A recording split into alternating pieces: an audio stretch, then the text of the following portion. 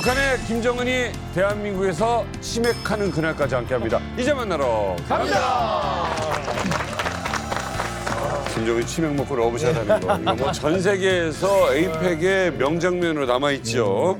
자, 얼마 전 대한민국에서 20년 만에 에이펙 정상회의가 열렸습니다.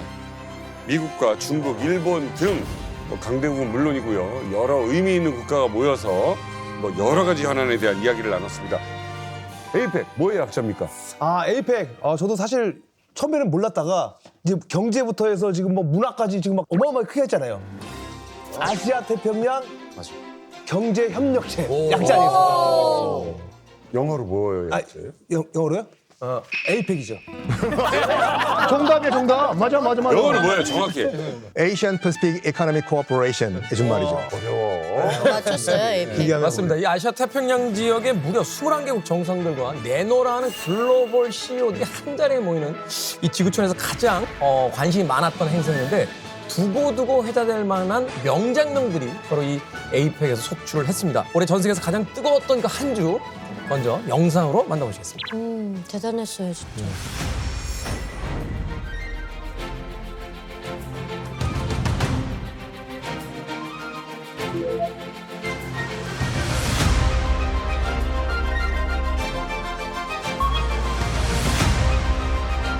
와, 시진핑 주석이 온 것도 진짜 신기하다.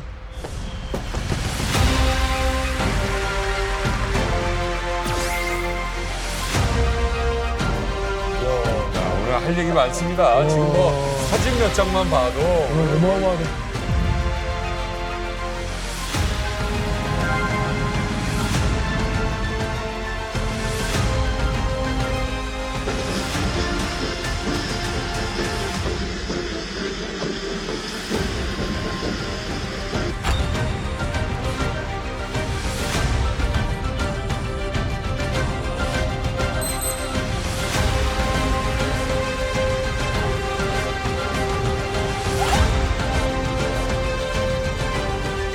약간 흥분을 한 것 같더라고요. 선물을 보고. 너무 좋아하는 것 같더라고. 입맛 다시시던데요? 드디어 나를 왕으로 인정해 주는구나. like to wear it right now.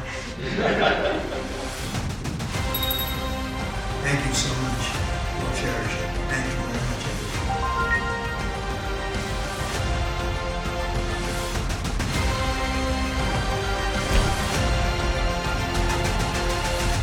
핵 추진 잠수함의 연료를 우리가 공급받을 수 있도록 대통령께서 결단을 좀 해주시면 좋겠습니다.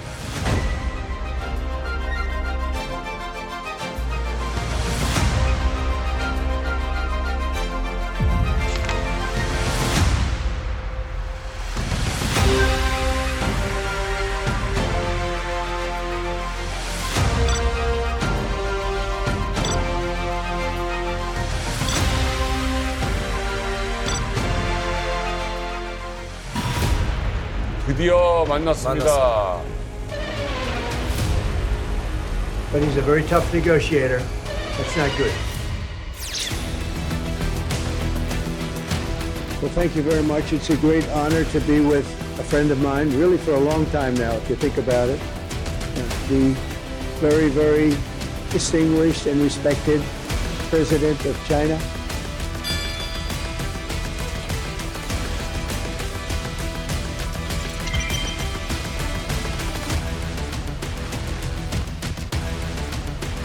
시진핑이 저렇게 웃는 건 처음 본 거 같아요. 만나야 웃음이 나와요. 만나야. 맞아. 굉장히 드문 일인데.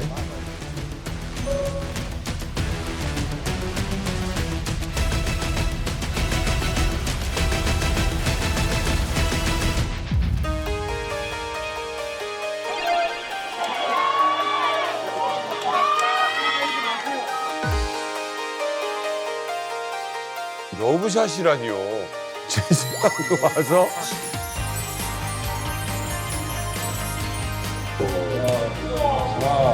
To our partnership and future of the world. Thank you.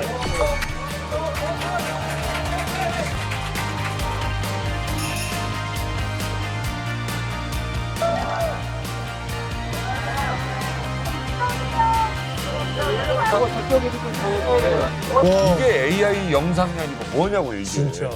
예?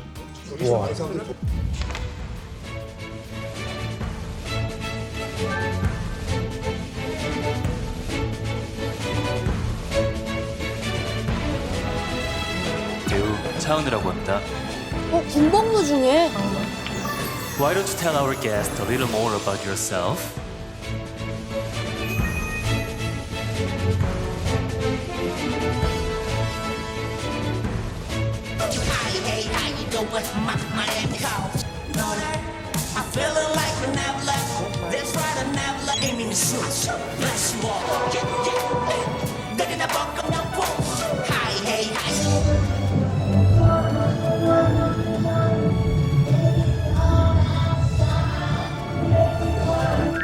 아빠 땡큐. 이제 난리가 났습니다. 아빠 땡큐가.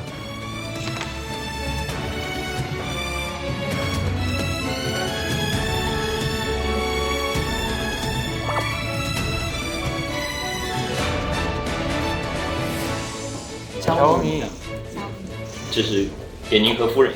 통신보안은 잘 됩니까? 这个微信保安怎么样啊？非常好，看看有没有后门。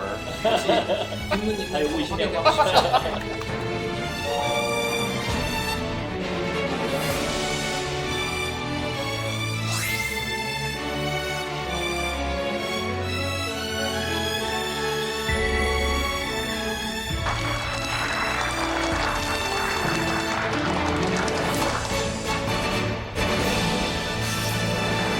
예, 전 세계가 사실 K-팝이라든가 뭐 K 뭐 음식, 뷰티 뭐 여러 가지가 있습니다만은 이런 날이 있습니다.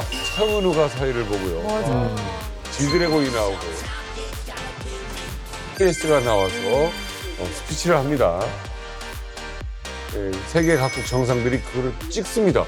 왜냐면 집에 있는 자녀가 찍어달라고 한 거예요. 그렇죠. 최고의 선물이죠. 그때 정상의 아버지인 거죠. 그리고 뭐 어느 나라 정상은 또 이걸 올려서 뭐 국민들 젊은 지지자들이 감사합니다를 야, 이런 일이 대한민국에서 있었습니다. 얼마 전 경제 전문지인 포브스가요. 2025년 세계 10대 강국 리스트를 발표했는데 우리나라의 순위가 무려 6위입니다. 우와. 그러니까 프랑스나 일본보다도 높아요. 그러니까 GDP, 교육, 기술, 군사력 등 다방면에서 경쟁력이 있다는 건데 아마 위생과 의료까지 들어가면 등수가 좀 더 올라가지 않을까 하는 생각도 듭니다.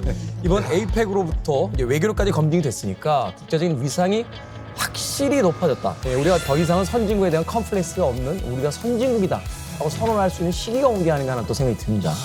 에이펙이 얼마나 이 큰 규모의 이 경제 협력 기구인지를 좀 설명드리는 게 중요할 것 같아요.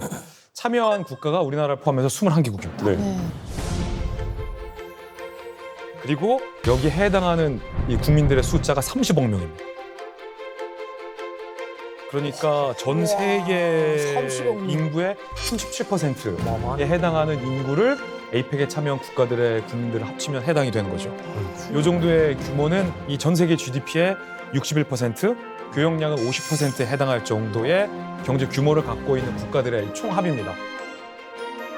그리고 정상들뿐만 아니라 아까 우리 영상에서 봤듯이 뭐 젠슨 황이나 아니면 우리 뭐 이재용 회장이나 각국의 유명한 이 CEO들도 이번 에이펙에 참석을 했습니다. 그래서 정상급 인사 플러스 CEO들이 1,700여 명이 참석하는 대규모 행사였습니다. 그러니까 이 에이펙 기간 동안 우리의 이 경주도 전 세계에 이만큼 알릴 수 있었고 한국의 어떤 문화 파워, 이 컬처 파워나 한국의 경제력 이런 것도 많이 홍보할 수 있었던 좋은 계기다.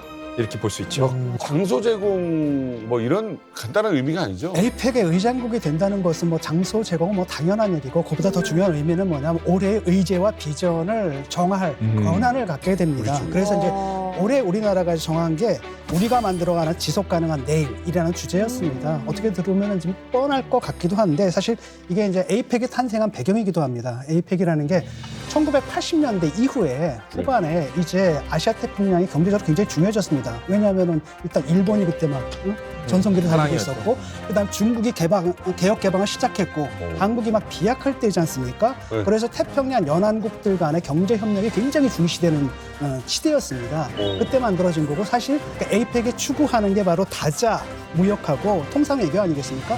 특히 이제 이번에는 뭐가 문제였냐면 트럼프가 등장해가지고 이 모든 걸 다 망가뜨렸거든요. 그러니까 트럼프가 등장하면서 솔직히 말하면 WTO 체제가 사실상 무산돼 버리고 그다음에 구체적으로 우리나라랑 얘기하면 한미 FTA가 사실상 무산된 거랑 비슷하거든요. 그러니까 국제사회에서 주목한 겁니다. 여기는 다자모되거든요. 그렇기 때문에 이제 트럼프가 하고 있는 그 행태에 여기서 어쩌면 어느 정도 제동이 걸릴지 않을까라고 해서 전 세계 주목을 모았던 것이기도 하죠. 그랬더니 트럼프가 안 오면 어쩌지?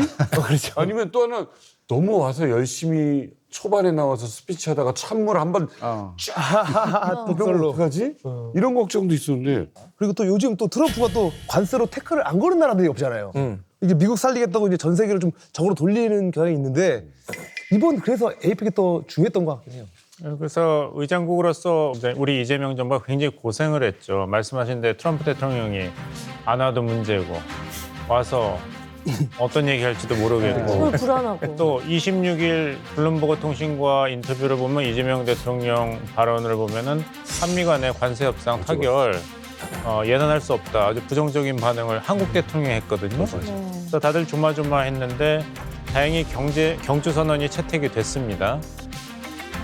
이게 이재명 대통령하고 트럼프 대통령이 한미 정상회담을 해서 이제 소기의 성과를 거두는데 저는 1등 공신이 김정은이었던 것 같아요. 왜요? 김정은이 만약에 빠져주질 않고 김정은이 트럼프하고 만나겠다 해가지고 뭐 원산에서 그래, 만날래, 맞아. 판문점에서 만날래 이랬으면 아마 트럼프 대통령이 거기에 빠져서 맞아요. 가뜩이나 에이펙 정상회의인데 회의 일정에는 안 가고 그 이전에 떠나고 뭐 맞아요. 김정은을 위해서 일정을 연장하겠다 이러면 온통 거기에 빠져 있었으면 거기에 맞아요. 매몰된 트럼프를 다시 이쪽에 아무리 뭐 왕관이 맞아요. 뭐니 준비해놨어도 끌어들이기가 힘들었을 텐데 김신왕이 닭을 잡아도 뉴스 안 네, 나. 김정은이 딱 빠져주면서 맞아. 뜻밖의 트럼프가 여기에 집중력을 발휘해가지고 뭔가 여러 가지 결실을 좀 그러게요. 제가 이번에 에이펙 정상회의를 보면서 크게 주목한 게 이제 두 가지였어요. 하나는 트럼프 대통령이 이제 김정은에게 정상회담을 북미 정상회담을 계속 이제 애고를 하면서 여러 가지 많은 얘기를 했잖아요. 이제 그 뉴클리어 파워 얘기도 했고 한국에서 일정을 연기하겠다는 얘기도 했고 마치 이제 북미 간의 평화협정 체결해줄 듯한 발언도 하고 하면서 굉장히 많은 그 구애를 했지만은 이제 정당히는 되지 않았고. They have to be recognized as a nuclear power. Is that something you're open to? And I've had a very good relationship with Kim Jong-un. When you say they have to be recognized as a nuclear power, well, they got a lot of nuclear weapons, I'll say that. Mr. President, you talked about North Korea on your way here. Have you heard anything back from... I think the answer would be, yeah, I would do that, sure. And when you do... It's our last stop. When... So it's pretty easy to do, yeah. 두 번째로 주목했던 게 미국이 한국의 이제 핵 추진 잠수함 건조를 승인했던 그 내용이 굉장히 저한테 주목이 됐습니다. 그러니까 첫 번째는 결국은 트럼프가 이제 한국에 와서 김정은이 몸값을 굉장히 높여줬던 그런 행동이었다면 이제 두 번째는 정말 김정은으로서는 예상치도 못했던 그런 돌발 상황을 만들어 준 거라고 저는 이제 생각을 합니다. 그러니까 모두가 다 아시다시피 에이펙 북한의 입장에서 놓고 보게 되면 에이펙뿐만 아니라 그 어떤 경제 기구에도 가입해 있지 않습니다. 지금. 그렇지. 예. 그러니까 이런 경제 기구에 가입을 하려고 하게 되면 그러니까 중국이나 베트남과 같이 그러니까 개혁 개방을 선행시켜야 되거든요. 예. 그런데 개혁 개방하게 되면 북한이 자기 세수 독재 체제가 무너지는 곳으로 되어 있으니까 이걸 용인을 할 수가 없습니다. 어찌됐건 뭐 한미 정상회담 당일날까지도 많은 매체들이 사실은 부정적인 예측들이 더 많았기 때문에 우리가 굉장히 많은 걱정을 했는데 그 걱정에 비해서는 그래도 관세 협상이 좀 잘 풀렸다 이렇게 생각을 해도 될까요? 그러니까 우리의 앞서 있었던 그 일본과의 선행 협상을 우리가 봤겠죠. 그 다카이치 신임 그 총리와의 협상 결과는 일단은 일본이 5,500억 달러를 현찰로 그러니까 미국이 지정하는 분야에 여기 투자하라. 그럼 일본이 투자를 해야 된다라는 약간 말도 안 되는 그런 협상 결과를 낸 거예요. 우리 입장에서 봤을 때는 또 다카이치 신임 총리가 또 트럼프한테 잘 보이기 위해서 또 골프공을 또 황금으로 만들어서 선물을 줬습니까? 그럼에도 불구하고 저런 결과가 나왔다? 우리 큰일 났다. 근데 문제는 뭐냐면 일단 트럼프가 사인을 해야 되잖아요. 사인해야 되는데 트럼프도 사람인지라 트럼프에게 약간 기분 좋게 만들어줘야 돼. 전 깜짝 놀란 게 뭐냐면 김해공항 트랩 내려오자마자 의장대가 YMCA를 들고 유세 때 성공. 유세 때 성공.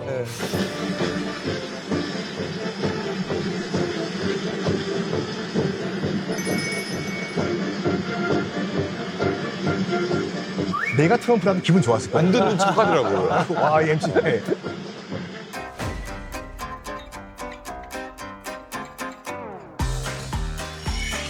눈을 못 떼. 눈은 계속 가.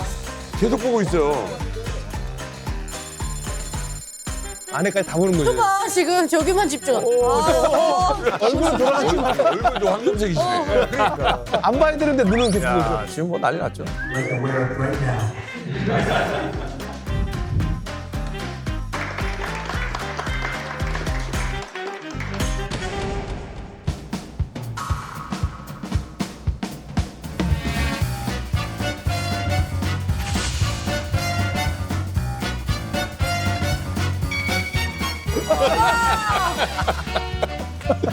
아, 미치겠다.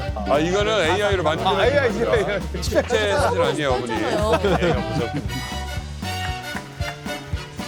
I am the king. Let's head home.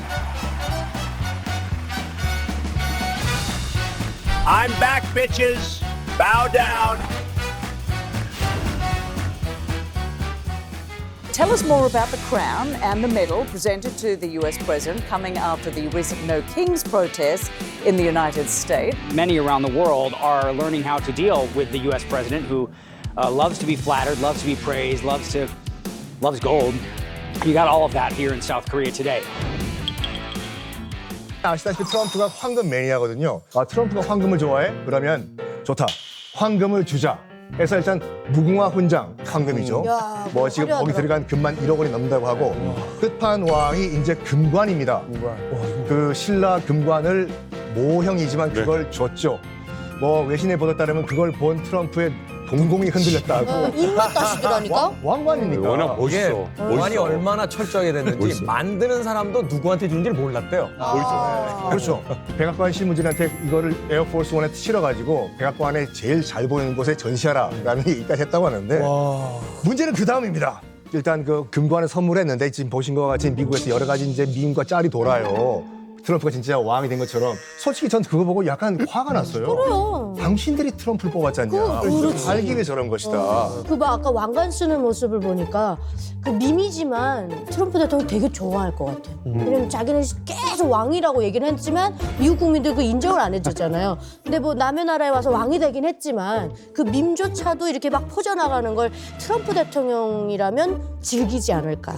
근데 이걸 가지고 이제 버거킹이다. 트럼프 버거킹이라 그러는데 왜요? 버거킹 광고에 이게 왕관, 금관이 나오거든요. 근데 또 트럼프 대통령이 버거를 좋아하거든요. 맞아요. 햄버거 좋아하잖아요. 그래서 버거킹이 된 거죠. 그래서 이번에 호텔에 도착해서도 룸서비스로 햄버거, 치즈버거를 시켰는데 케찹을 좋아하니까 케찹을 넉넉히 주되 붓질 말아라. 눅눅해지는 걸 싫어하시니까 옆에다가 따로 달라 그랬죠. 그 호텔에 햄버거를 줬는데 너무 맛있었다가 하고 답이었고 미국은 호텔에 이제까지 샤워 수압 제한이 있거든요. 용기 있어. 근데 트럼프 대통령은 평생 호텔 사업을 했기 때문에 이 폭포수를 좋아하는 거예요. 그래서 정치적인 그런 올바름 때문에 물 절약하는 데서 호텔 수압 조절한 거를 대통령 되면서 행정명령으로 폐지했어요. 그래서 미국의 샤워를 다시 위대하게.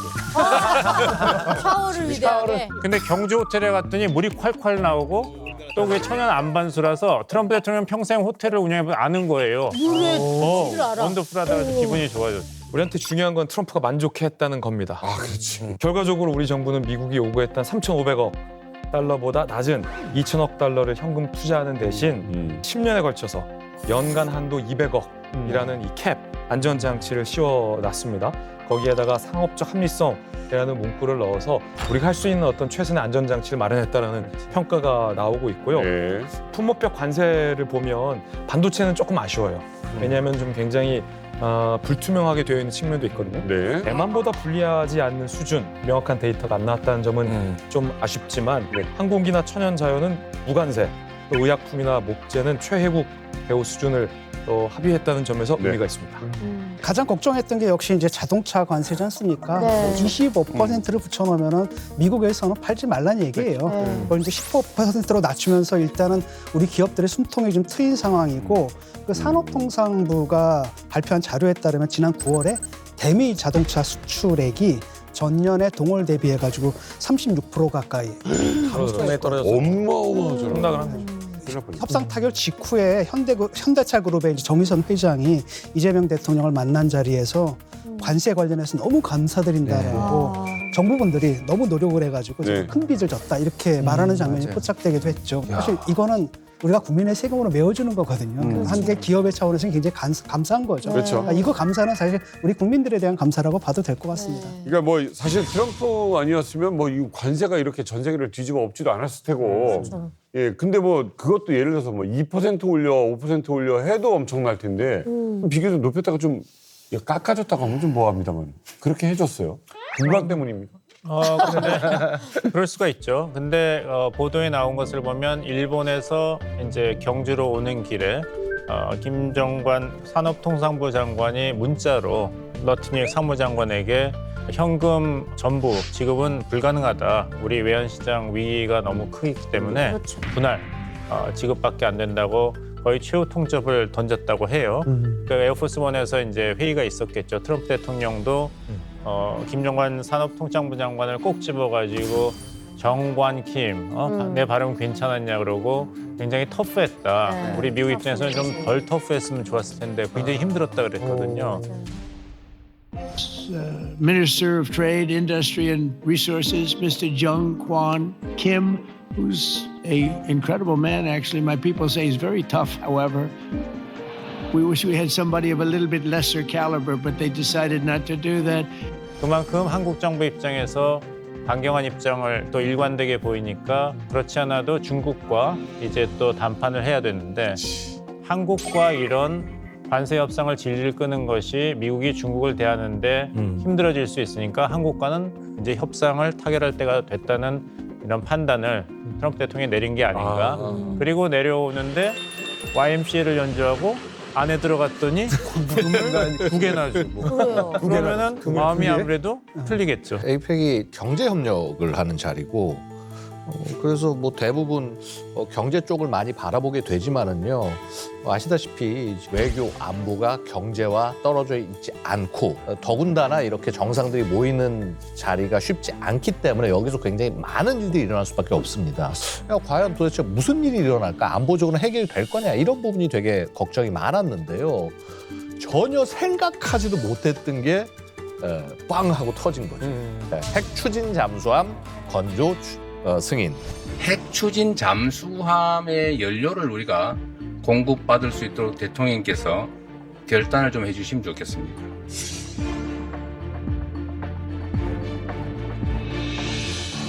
사실 뭐 핵 잠수함 자체만으로 놓고 봐도요.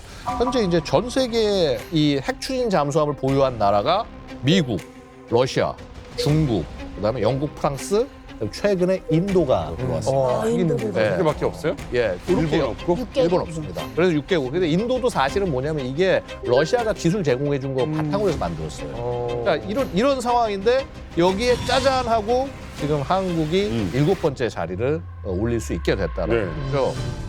이게 사실 이제 이 핵추진 잠수함 자체가 그만큼 강대국의 상징이기도 하고요. 달리 말하면 뭐냐면요. 이 무기는요, 단순한 무기가 아니라 굉장히 정치적인, 국제 정치적인 의미를 가진 무기다라는 말씀을 드릴 수가 있겠습니다. 아니, 핵 추진 잠수함 하면은 이게 이름이 엄청난데 듣기만 해도 우리 기존 잠수함보다 뭐 훨씬 뛰어난 건가요? 그렇죠. 그러니까 이제 보통 우리가 핵 추진 잠수함, 핵 잠수함 그러면은요, 일단은 사람들이 착각하는 게 이거 핵무기야? 라는 착각을 하게 되죠. 그 생각 들어요. 그죠. 근데 그렇지는 않습니다. 그러니까 핵 무기라고 우리가 얘기하는 것은 핵 자체가 예를 들어서 터지거나 해서 바로 그 파괴력을 활용하는 게 핵 무기가 되는 거고 저희 전문가들은 원래 원자력 추진 잠수함이라고 얘기를 했어요. 그러니까 그 핵과 이런 거를 구분하기 위해서 핵 발전을 활용을 한 그래서 그걸 플랫폼으로 쓰는 그런 무기 체계인 겁니다. 그래서 일단은 핵무기는 아니고요. 그럼 핵잠수함 왜 가지려고 하는 거예요? 자, 핵잠수함의 가장 핵심은요. 바로 이동 거리입니다. 기본적으로 우리가 일반적인 잠수함은 디젤 전기식 잠수함이라고 해요. 평상시는 배터리로 해서 모터를 돌려서 이동을 합니다. 이게 굉장히 조용해요. 조용해야 되는 그런데 대신에 발전을 할 때는 예를 들어 스노켈을 올려서 공기를 빨아들여서 뭐 하거나 해야 되기 때문에 발전할 때는 시끄럽죠. 혹은 탐지될 위험이 있고. 이게 문제는 뭐냐면 얘는 예를 들어서 배터리를 써서 뭔가 먼 거리를 간다. 혹은 먼 거리를 갈 때 빨리 달려간다. 그럼 배터리가 거의 다 소모가 돼서 막상 어느 지점에 도착하고 나면 다시 충전을 해야지 작전을 할 수가 있어요. 배터리를 다시 채워놓고 뭐 하고 하는 이런 과정들이 돼서 작전이 굉장히 제한될 수밖에 없어요. 그렇죠. 며칠 못 가는 거지. 그렇죠. 근데 이 핵 추진 잠수함의 가장 큰 장점 뭐냐면요. 얘는 원자로를 돌리는 거잖아요. 내내. 그러니까 이 전력이 끊이지 않고 공급이 되는 겁니다. 내달려서 간 다음에 먼 거리를 간 다음에 거기서도 여전히 충분하게 자기가 여유가 있으니까 작전이 가능한 거예요. 올라오지 않고. 네, 올라오지 않고. 그래서 핵 추진 잠수함은요. 대양 작전을 하려고 그러면 반드시 있어야 된다. 지금 요번에 짜잔 처음으로 우리가 핵추진 잠수함 도입을 시도한 건 아니에요. 왜 역사가 오래됐습니다. 1994년도 이제 김영삼 정부에서 처음으로 이제 그 시도를 했어요. 놀랍게도 당시 김영삼 정부는 미국 기술을 갖고 오려고 했던 게 아니에요. 구소련 러시아 기술을 갖고 오려고 했거든요. 당시가 이제 그 러시아의 옐신 대통령 개판이다 보니까 그때 러시아의 설계 도면을 어떻게 해서 빼와가지고 우리가 만들자라고 했는데 일단 실패했습니다. 그 이후에 뭐 진보 정권이든 뭐 보수 정권이든 이제 뭐 핵추진 잠수함을 추진을 하려고 했는데 실질적으로 미국이 이걸 허락을 안 해줬죠. 근데 이번에는 우리 정부가 약간 영화 대사 같아요. 거절할 수 없는 제안을 하나 하겠다라고 딱 선을 친 거예요, 지금요. 명분이 뭐냐면 지금 우리가 서해상에서 이제 북한과 중국 잠수함을 우리가 카운터 마크를 해야 되는데 현재 우리 BJ 잠수함 가지고는 이제 한계가 있으니까 우리도 핵추진 잠수함이 필요하다. 북한과 중국을 마크하기 위해서. 트럼프 입장에서 봤을 때도 중국을 마크해준다고? 땡큐지. 바로 그 다음 날에 땅땅땅 승인해준다고 승인을 했죠. 32년 정도 걸리는 거네요? 그럼 이게. 이건 잘한 거예요. 잘한 거고 한미 협상 다음 날 한국 유튜브에서 가장 높은 검색 상승량을 기록한 게 바로 핵추진 잠수함과 관련된 내용이었습니다. 일주일 사이에 3,300%나 급증을 했어요. 관심도가 그만큼 높아졌던 거죠. 그 다음이 뭐였는지 아세요?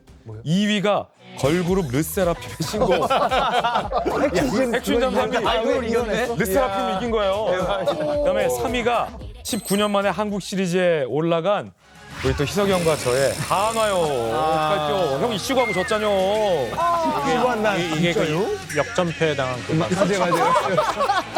소금을 부시고자. 소영이 수고해 주셨어. 시구자의 문제였다. 아 그만요. 알았죠. 괜찮아요. 예.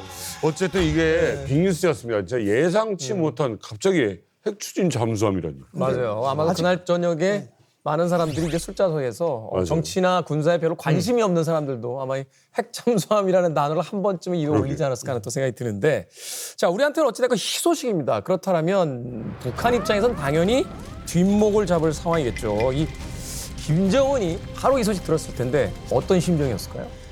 이제 북한 같은 경우에는 이제 당장 현재 한국 정부가 핵 추진 잠수함을 보유하고 있는 게 아닌 상황이기 때문에 지금 당장 체제 안전에 그렇게 큰 위협을 간주하진 않을 거지만은 분명히 이제 핵 추진 잠수함에 대비한 어떤 이제 대응책은 써야 될 것이고 이 잠정적인 위협은 맞습니다. 사실 이제 앞서 이제 말씀을 하셨지만은 미국 정부가 이제 대한민국 정부에 대해서 핵 추진 잠수함 건조를 승인한 데는 중국에 대한 견제 심리도 있겠지만은 제 개인적인 견해긴 하지만 이제 김정은이 트럼프를 만나주지 않은 데 대한 어떤 그런 불편한 그런 심기도 있을 수 있다고 생각을 합니다. 그렇죠. 꼭 그거를 이 시기에. 조금 인식했을 수 있다고 생각을 해요. 특히 제 개인적인 견해긴 하지만은 그래서 이제 당장에 이제 대응책이 필요하잖아요. 북한으로서는 제가 생각컨대는 지금 대한민국 정부가 이제 잠정적으로 핵 추진 잠수함을 가지게 됨에 있어서 가장 불편한 나라는 중국이 아닐 수가 없잖아요. 중국이 아닐 수가 없고 북한은 이 기회에 자국이 핵 보유국 이제 당위성을 중국으로부터 인정받는 동시에 이제 중국과 한국 사이의 관계에 쐐기를 치고 관계를 이제 나쁘게 만들어서 이제 한중 관계를 악화시키는 그런 계기로 활용할 수 있는 그런 가능성이 높다. 저는 그렇게 개인적으로 생각을 합니다. 북한은 이미 그 북극성 계열의 SLBM, 그러니까 잠수함 발사 탄도미사일을 시험해가지고 성공을 했고요. 잠수함, 핵 추진 잠수함뿐만 아니라 핵 잠수함, SSBN을 만들겠다고 이미 공언을 해놓은 상태거든요. 근데 그동안에 이제 야, 그게 기술이 북한 기술로 가능하겠냐 이렇게 했는데 지난해부터 이제 기류가 좀 달라지기 시작했죠. 지난 3월에 북한이 김정은이가 이제 심포조선소로 보이는 조선소에 가가지고 이 장면입니다. 저 어마어마한 위에 있는 게 지금 저게 잠수함 동체거든요. 저거를 지금 이제 건조 중인 이런 사실을 일찌감치 공개를 했습니다. 그래서 이게 사실이라면은 2020년대 지금 후반에서부터 2030년대 초중반 앞으로 한 5년에서 7년 정도 후에는 북한이 잠수함을 보유할 수도 있다. 핵추진 잠수함을. 아니 우리 너무 무서운데 그 걱정이 될 거 아니에요? 아니 걱정은 당연히 해야죠. 우리 걱정을 북한은 왜냐하면은요. 그러니까 이게 지금 말씀하신 일정대로 안 될 수도 있어요. 저거보다 시간이 훨씬 더 걸릴 수도 맞아요. 있습니다. 근데 문제는 뭐냐면 여기는 독재자가 한번 정해놓으면 그거는 뭐 10년이든 20년이 걸려서는 어쨌거나 해내기 때문에 그 부분 때문에 우리가 주의를 해야 되는 거고요. 그럼 자 일단 단기 예측에서 봤을 때는 우리가 그렇게 불리하다고 말씀드릴 수가 없는 것이요. 해군이 이 원자력 추진 잠수함, 그러니까 핵잠수함을 갖고 싶어가지고 정말 수십 년간 노력을 했고, 예. 그리고 이미 지금 이 소형 원자로에 기반한 기술들 다 확보했고, 사실 이미 설계도 다 끝났고, 아마 지금 핵 물질이 없어서 시험용 원자로를 못 돌리고 있을 뿐이지, 아마 모델도 충분히 지금 만들어 놓지 않았을까 생각이 됩니다.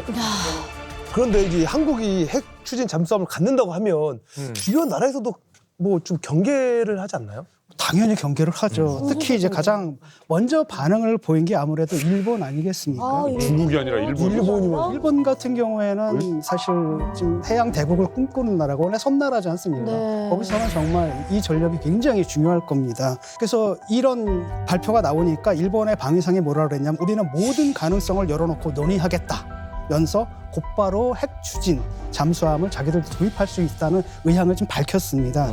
사실 이번에 그 등장한 다카이치 내각이 일찌감치 이제 과제로 내걸었던 것도 그거였거든요.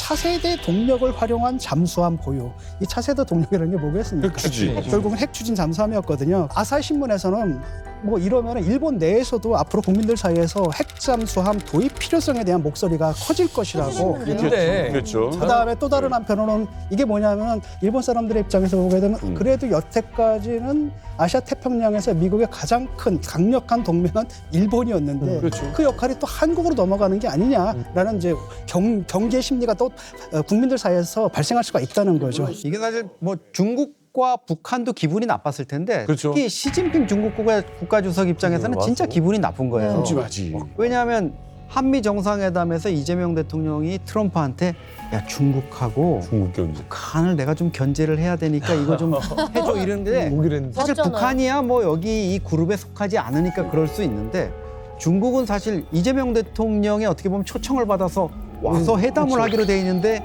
그 직전에 이렇게 했다? 상당히 나름대로 시진핑 입장에서는 표정 관리를 한 거라고 보는데 뭐 중국 외교부는 가만히 있질 않죠. 여기에 대해서 한미 정상회담 다음 날 한미 양국이 비확산 의무를 성실히 이행하고 지역의 평화와 안정을 해치는 일을 하지 말라 이렇게 얘기했고요. 근데 사실은 우리도 할 말이 더 많죠. 왜냐하면 핵 추진 잠수함을 갖는 건 NPT 위반이 아닙니다. 예. 비확산을 지키는 거예요. 게다가 북한이 그렇게 핵무장하고 있는 동안 중국 뭐 했어요? 맞아요. 되려 지금 뭐 지난번에 전승절 때는 김정은이 불러가지고 해서 같이 그 모습을 보여줬지 않습니까? 그래서 사실 우리가 원자력 추진 잠수함을 갖는 거에 대해서 분명히 중국은 굉장히 불편할 수밖에 없습니다. 그리고 한 가지 사례 생각해 보면요, 예전에 사드 배치 때 북한을 향한 감시용인데 그걸 중국을 해서 쓸 수 있다라는 말도 안 되는 핑계를 붙여서 공격했어요. 근데 그때 중국이 스스로 했던 말이 자기네 발목을 잡을 겁니다. 무슨 얘기냐면 만약에 사드를 한국이 만들어서 한국군이 운영했다면 우리가 이렇게까지 얘기 안 한다라고 얘기했단 말이죠. 자, 그래서 뭐냐면 자, 우리가 필요해서 우리가 원자력 추진 잠수함 만든다는데 너 이걸 갖고 시비를 걸어? 내정 간섭하자는 거야? 이런 얘기를 우리가 충분히 할 수 있는 거고요. 그러니까 이게 왜냐하면 그런 배짱이 있어야 중국 같은 나라를 잘 상대할 수 있다. 그런 면에서 우리 뭐 이번에 철판을 까는 식으로 대응을 했는데 저는 이런 의연한 대응이 저는 되게 좋았다고 생각합니다.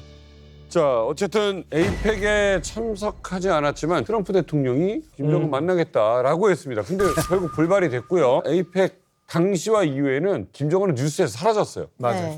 이런 무관심이 없어요, 사실은. 제 생각에도 김정은이 트럼프만큼 득실 관계를 매우 따지는 놈입니다. 이제 2019년 우리가 다 아시다시피 하노이 북미 정상회담이라든가 그리고 또 뭐 판문점 회동이라든가 이런 것을 통해서 실제 트럼프의 몸값만 올려줬지 김정은의 입장에서는 득이 되는 게 하나도 없었단 말이에요. 망신당했지. 예, 그러다 보니까 이번에도 만난다 하게 되면 실직 뭐 만나서 이제 얘기하는 것으로 말 대 말로 끝나는 게 아니라 기브 앤 테이크가 돼야 되지 않습니까? 그러니까 나한테 무엇인가 내가 너한테 주는 만큼 당신도 나한테 내가 바라는 그 어떤 것을 그 해당 등가물을 줘야 되거든요. 맞아요. 근데 이번에 아무리 만났댔자 뭐 득이 될 건 하나도 없습니다. 김정은의 입장에서는. 그러니까 들러리만 되고 너만 몸값 띄워주는 거는 난 하지 않겠다. 그렇죠. 예. 2019년까지만 해도 이제 북한에는 이제 미국이 제재 해제가 굉장히 졸지를 또 미국이 이제 북한에 대해서 제재 해제를 해준다는 강력한 압박 카드를 가지고 이제 북한을 충분히 쉽게 움직일 수 있었습니다. 2022년 2월달 이제 러시아 우크라이나 전쟁이 터지고 북러 밀착이 이제 강화되면서 이제 이게 다 필요가 없어졌어요 북한에는. 그러다 보니까 이제 2022년 9월달에 북한이 핵무력 정책법을 만들었습니다. 그러니까 네. 쉽게 말하면 더 이상은 핵폭기는 없다. 더 이상은 비핵화 논의가 없다라고 이제 트럼프를 압박하는 상황에서 이제 그 이 깜짝 쇼를 통해서 정말 상징성 외에는 가져갈 게 아무것도 없는 이런 판문점 깜짝 쇼에 나온다. 이거는 제가 조금 네. 이제 말이 안 된다고 생각을 했습니다. 사실 뭐 김정은이 판문점에 와서 트럼프를 만날 거면 미사일을 왜 쏩니까? 뭐하러 만나요 사실? 사실 이제 긴장을 최대로 완화시켜 놓고 좋은 환경을 만드는 게 본인한테 유리하거든요. 또 다음으로 이제 어떤 상황이 있었냐면 최선희 외무상이 러시아 벨라루스에 방문이 있었어요. 만나서 반갑습니다. Здравствуйте. Очень рада вас видеть.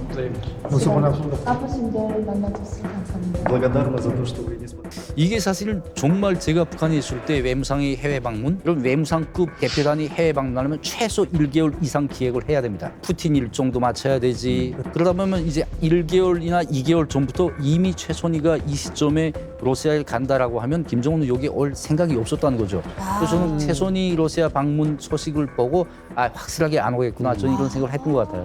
트럼프의 제안이 굉장히 즉흥적이었거든요. 그건 왜 그랬냐면 사실 이번에 트럼프랑 시진핑이 만났는데 트럼프가 깨진 거예요. 네. 토류한테 의도 맞아 버렸고 국제 모든 사람들이 다 봤거든요. 그러니까 거기서 관심을 돌리기 위해서 그냥 던져본 거고 그래서 이제 물라고 좋은 미끼를 던진 거죠. 그래서 너희들은 뉴클리어 파워야. I got along great with Kim Jong-un. I liked him. He liked me.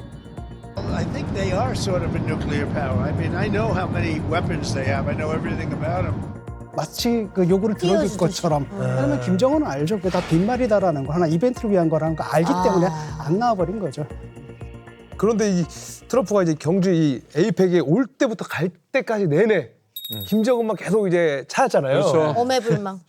이제 앞으로도 사실 러브레터를 계속 쓸 것 같은데 김정은이 계속 안 받아줄까요? 그러게요. 받아주지. 왜 받아줘? 받아주긴 뭘 받아줍니까? 받아주긴 뭘 받아줍니까? 깜짝이야. 왔네 드디어. 오랜만. 이만 같은 분들 얼마 전에 그 중국의 전승절 때 못 봤습니까? 우리 푸틴 형님, 시진핑 옆에 그 옆에 아주 그냥 위풍당당하게 서 있는 이 짭정이의 모습을 사실 요즘 내래 몸값이 아주 그냥 수직 상승하고 있습니다. 아주 상한가를 치고 있다 이 말입니다. 맞아요. 근데 람프 형님께서 바빠서 나를 못 만난다? 나도 바쁩니다. 앞으로 이 람프 형님 짭정을 만나고 싶거든. 최선희 외무성한테 허락부터 받고 오라고. 몸값이 한 근에 얼마예요? 한 근에 얼마예요? 보통 600g으로 계산하고 있습니다. 짭정은 씨, 그 에이펙 소식 다 들었을 것 같은데 솔직히 우리가 핵 잠수함 만든다고 했을 때 좀 불안하지 않았어요? 에이, 아니 거기서든 뭐 무슨 소리입니까? 아니 이전나 본데 우리 북조선이 남조선보다 훨씬 더 앞서고 몇십 년 동안 더 빠른 최신식의 핵기술을 보유하고 있지 않습니까? 근데 무슨 잠수함 그거 하나 가지고 내래 벌벌 떤다고 그런 얘기를 하는 겁니까? 근데 짭정은 말이 이번엔 꼭 허황된 말은 아니에요. 역시 돌직구 동무 정확합니다. 돌직구 동무. 아니 에이펙에 앞서 지난 10월 10일이었죠. 북한이 노동당 창건 80주년을 맞아서 뭐 열병식을 비롯한 대대적인 행사를 크게 치렀습니다. 근데 그날 북한이 뭐 군사력과 나름의 외교력을 총망라한 뭐 종합 과시 연출 맞아. 무대를 보였습니다.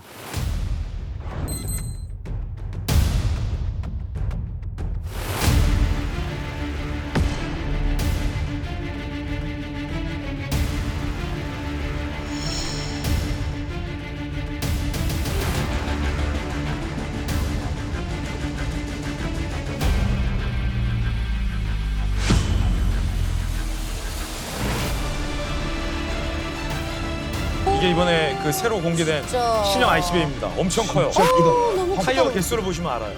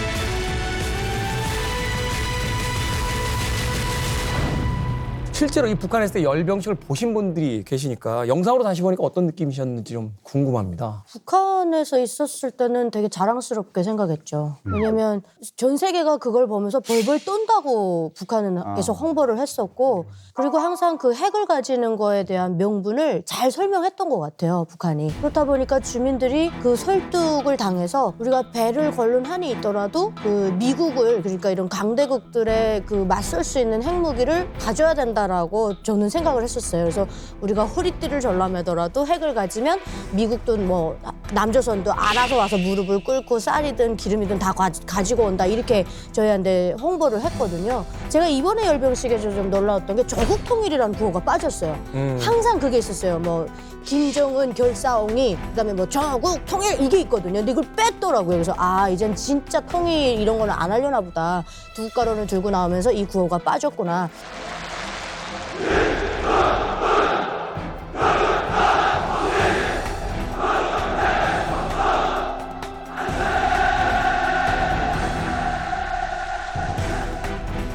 그야말로 이젠 체제 수호, 그야말로 이젠 북한의 열병식이 가병 사병의 역할을 보여주는 그러한 퍼포먼스의 현장이 아니었나, 그런 생각을 했어요.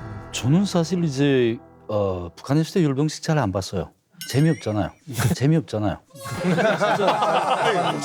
위에가 썩었어요, 위에가. 이번에 열병식이 참 아이러니한 게 뭐냐면, 한 달 전에 중국에서 열병식 하지 않았습니까? 중국 열병식을 제가 다 보고 북한 열병식 보니까 굉장히 촌스러운 겁니다, 북한 열병식이. 그런 감정을 좀 이제 느꼈던 것 같습니다. 그러니까 하필이면 딱 중국 열병식이랑 이제 딱 그 한 달 간격으로 하다 보니까 이제 많이 촌스럽다라는 그런 느낌을 받았던 것 같아요. 그래서 이번 열병식은 좀 다르게 봐야 돼요. 그러니까 군사적인 측면에선 새로울 건 없습니다. 네. 근데 외교적인 측면을 주목해 봐야 돼요. 이건 북한이 우리 고립 탈피했어요 라는 선언과 마찬가지입니다. 왜냐하면 그 지금 김정은 양옆에 누가 왔는지를 좀 보시면 그전 열병식들이랑은 좀 달라요. 일단은 중국의 2인자 리찬 총리 왔죠. 그 러시아의 2인자 드미트리 메드베데프 부의장이 참석했죠. 뿐만 아니라 베트남 권력 서열 1위 럼 베트남 공산당 서기장이 18년 만에 평양을 방문했습니다. 중국, 러시아, 라오스, 이란, 인도네시아 11개국의 외빈이 참석했기 때문에 김정은 입장에서는 국제사회에 봐라, 미국하고 한국이 아무리 국제 제재한다 하더라도 우리 고립 안 됐는데? 라는 거를 지금 보여준 거예요. 예, 이번 열병식에 참가한 외빈들을 놓고 볼 때 북한의 대외적 위상이 이전보다는 좀 높아졌다, 이렇게 볼 수 있거든요. 그러니까 김정은의 왼쪽에 누가 섰냐면 또럼 베트남 공산당 총소기가 서 있습니다. 이거는 우리의 갈래상을 넘어서 중국, 러시아 같은 기존의 그 북한의 우방국이 있지 않습니까? 이 우방국들뿐 아니라 사회주의권에 있는 나라들과의 연대, 이런 협력을 강화해 나간다는 걸 의미하거든요. 그러니까 북한의 이미지 하게 되면 우리한테 각인되어 있는 게 뭐냐면 대북 제재, 그리고 뭐 핵 문제, 이런 것들로 해서 아주 왕따가 된 국가, 그리고 고립되어 있는 국가, 이런 것으로 알려져 있지 않습니까? 근데 이번에 행사를 통해서 우린 고립되어 있는 국가가 아니고 종상국가로 지금 탈바꿈하고 있다는 것을 보여주고 있거든요.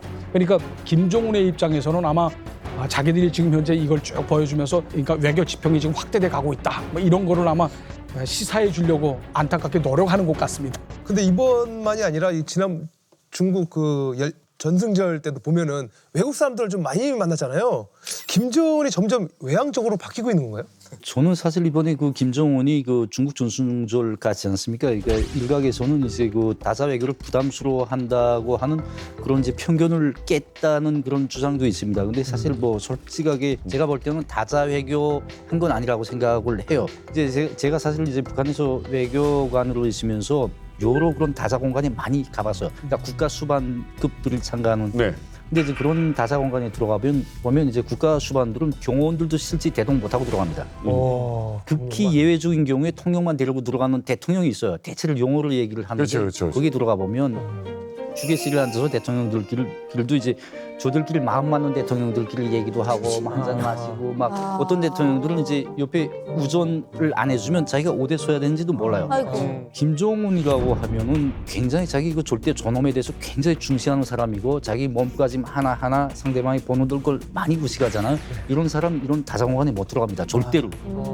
그 자리에 들어가서 왕따가 되면 이게 전 세계적인 이슈가 되고 이런 거부감이 굉장히 커요. 그렇지. 사진 찍을 때 사이드에 있어 본 적도 없고. 그렇죠. 이번에 중국 가서 보니까 시진핑 형님 옆에서 떨어지질 못하더라고요. 불안해. 형하고 떨어지면 불안해. 약간 얻어두는 소리에 의하면 쿠바를 비롯해서 이제 여러 나라들에서 이제 양자 회담은 못해도 그런 다자적인 공간에서 조금 접촉이라도 하자고 제안 왔던 사람들이 있대요.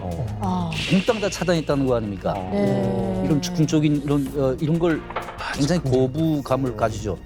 실제 이번에 중국 가서 보면 북중 회담했고 북러 회담했고 아무런 회담도 안 했어요. 그런 다자적인 접촉 이 자체를 안 했습니다.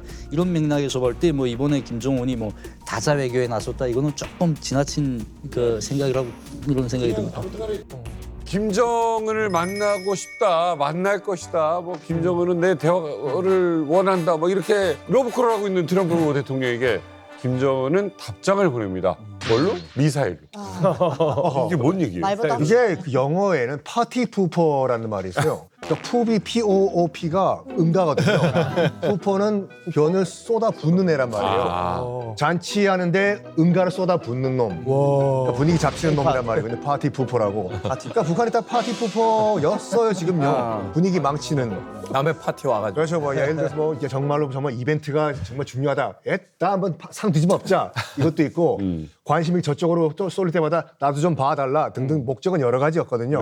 뭐 예를 들어 가지고 2006년도에 이제 미중이 이제 그 육자회담 재개 회의를 할 때 미국과 중국 양쪽 쌍엿을 먹이기 위해 가지고 대포동 미사일을 쏘고 또 2009년도였었죠. 당시 이제 오바마 그때 당시 대통령이 이제 한미 정상회담을 할 때 또 한국과 미국에게 양쪽으로 또 분위기를 망치기 위해서 장거리 미사일을 쏘고 2017년에는 또 미중 정상회담을 5일 앞두고 미사일을 또 쐈어요. 이거 대단해요. 그렇죠. 폭죽도 아니고. 폭죽도 아니고 2023년 한일 정상회담 당일날 또 탄도미사일을 쐈죠. 그러니까 무슨 이벤트가 있을 때마다 날 좀 봐라라는 뜻도 있겠지만 너희들 한번 나 우리 빼고 잘 살아봐라 라고 파티 푸퍼 짓을 한 거죠. 진상이네. 저는 이 북한의 미사일 도발보다도 오히려 트럼프 대통령의 폭탄 발언이 더 우려스럽습니다. 맞아요. 거기가 폭탄이에요. 예, 왜냐하면 트럼프 대통령이 이런 얘기를 했어요. 나는 북한이 많은 핵무기를 보유하고 있다고 생각한다라며 북한을 이 뉴클리어 파워, 핵 보유국처럼 이 지칭을 한 건데 I think they are sort of a nuclear power. I mean, I know how many weapons they have. I know everything about them. 처음에 북한이 핵 개발했을 때 중국도 국제사회에서 북한 제재해야 된다고 했고 러시아도 제재에 동참했고 하노이에서 노딜을 선언했던 미국조차 지금 마치 북한의 핵 보유를 당연하듯이 얘기하고 있는 게 그게 북한의 전략이 맞아떨어지고 있다는 측면에서 사실은 모든 핵 개발 국가들이 항상 이런 식으로 거쳐왔어요. 국제사회가 제재하다가 무뎌져서 나중에 그냥 비공식적으로 침묵하거나 승인하는. 맞네. 그 결과를 맞이할까 봐 전 그게 너무 걱정스러워요. 계속 얘기하니까. 네네. 아니 이게 사실이면 우리나라한테는 좀 큰일인 것 같은데 트럼프는 김정은을 만날 때 좀 조용히 만나면 되는데 왜 이런 말들을 하는 거예요? 조용히 만나면 재미없잖아요. 카메라가 따라가야죠. 그리고 트럼프 대통령이 아슬아슬하지만 아직 완전히 선을 넘진 않았죠. 누군가 북한이 핵 보유국이냐고 물으면 뭐라고 대답하시겠습니까? 그러니까 나는 북한이 핵무기를 많이 가지고 있다고 생각한다. 대답한 건지 아니면 많이 가지고 있으면 핵 보유국이라는 건지. 그러니까 핵 보유국 지위를 줄 듯 말 듯 할 테니까 일단 만나자 이거거든요. 그거가 지금 안 된다고 그랬죠, 북한이. 그러니까 이제 어떤 사람들은 북한이 왜 트럼프 대통령이 뭐 내가 원산 갈마에 갈 수도 있다, 에어포스 원으로 근처니까 갈 수도 있다, 뭐 장소 바꿔도 된다, 한국 체류 시간을 늘릴 수도 있는 했는데도 왜 아무 반응이 없냐 그러는데 무반응이란 건 대단히 명확한 반응이죠. 왜요? 여보 오늘 저녁 뭐야? 집에서 먹을 거야? 나와서 먹을 거야? 무반응이에요. 그러면 대단한 반응이죠. 뭔가 잘못된 거죠. 저녁이 없는 거죠. 집에 들어가면 안 돼. 그럼 밥 먹을 때가 아닌 거 집에 들어가면 안 돼. 뭔가 북한이 안 만나겠다. 그 정도는 안 된다는 거죠. 그렇지. 그러니까 북한이 최소한도로 인정할 수 있는 북한 비핵화는 미국 본토 공격을 안 당하는 거예요. 일단 ICBM이. 그러면은 거기서 딱 멈추고 북한 비핵화 이루어졌다. 나 이제 노벨 평화상 받을 자격이 있다 하는 거고. 근데 아까 말씀하신 전술 핵 미사일은 그대로 남잖아요. 대한민국, 일본. 그거는 트럼프 행정부가 나몰라라 할 수 있는 거죠. 이거는 조그만 미사일이니까 뭐 이러고. 그러면 한국, 일본 입장에서는 북한 비핵화가 실현이 안 됐는데 미국은 그냥 퉁쳐버린 게 되잖아요. 그거를 지금 노리고 있는 거죠. 어떻게 뭐야 트럼프 얘기는? 지금 이렇게 들었는데 핵을 보유했다는 거예요? 많이 가지고 있다는 거예요? 많이는 없지만 있지도 않. 뭐예요 이게? 저는 김정은의 입장에서는 트럼프의 이 발언이 나쁘지만은 않은 것 같습니다. 이제 자기가 품을 들이지 않고도 뭐 자기 몸값을 올리는 거 아닙니까? 그러니까 한마디로 말하면 북한이 핵을 많이 가지고 있다는 그런 뉘앙스로 핵 보유국이라는 듯한 그런 착각을 가질 수 있게끔 만들어놨단 말이죠. 뭐 뉴스 많이 나오고. 그러니까 김정은을 해담타게 끌어내기 위해서 립 서비스를 한 것이라고 생각을 합니다. 실제적으로는. 그래요. 이 트럼프랑 김정은 이 두 사람 만날 수 있을까요? 트럼프 대통령이 상황이 점점 더 악화되고 이제 절박해지면 질수록 미국 정상회담 가능성은 조금 더 높아질 수 있다라는 것이 저희 견해입니다. 그러니까 6대 미국 대통령 중에서 트럼프 대통령만큼 북한의 우호적인 대통령이 없었어요. 북한으로서는 이러한 소중한 기회를 정말 날려보내고 싶지 않을 거라고 저는 생각을 합니다. 특히 이제 트럼프 대통령 같은 경우에 내년도에 이제 노벨 평화상도 이제 목표를 하고 있죠. 그러다 이제 내년도 중간 선거라는 게 있거든요. 그러니까 이제 미국 내 이제 지지 세력을 확실하게 끌어올려야 되고 이를 위해서는 정치적 성과가 필요한데 그 여러 가지 정치적 성과 중에 하나가 이제 북미 대화 이게 될 수 있다고 생각을 합니다. 저는 개인적으로 생각하면 이제 내년 4월달 이제 트럼프 대통령이 이제 중국을 방문할 계획이라고 하지 않았습니까? 이제 이 계기에 혹시 북미 정상회담이 이제 추진될 수 있는 요건이 있지 않을까 개인적인 생각입니다. 제 보건대는 좀 더 지켜봐야 될 것 같아요. 아직은 시기상조라고 생각합니다. 어떤 면에서?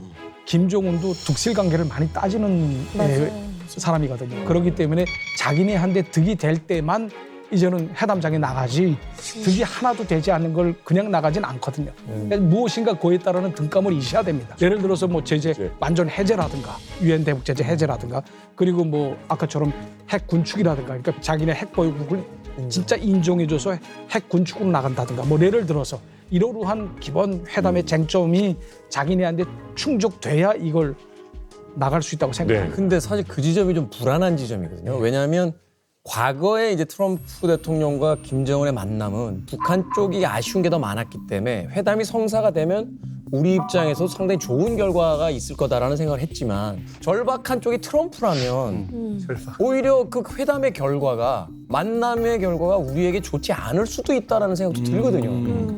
근데 뭐 트럼프 대통령이 아무리 만나겠다고 해도 김정은이 원하지 않으면 이제는 안 만날 것 같아요. 그래서 이제는 그 키가 김정은한테 간 것 같고 제가 지금 볼 땐 김정은 푸틴하고 연애하고 있거든요. 지금 동거를 하고 있는데 생활비도 내주고 선물도 막 사줘.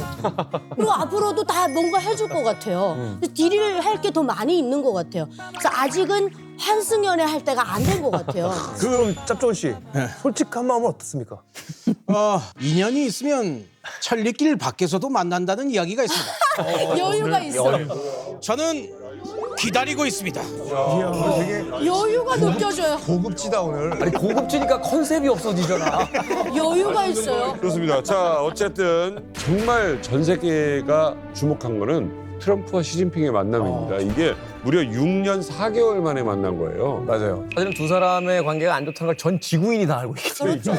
사실은 두 사람의 이 만남의 장면 자체가 전 지구적인 어떤 화제가 됐는데 그걸 의식하고 있어서 그런지 몰라도 두 분의 표정이 이게 천지 차이였습니다. 한번 영상으로 한번 보시죠.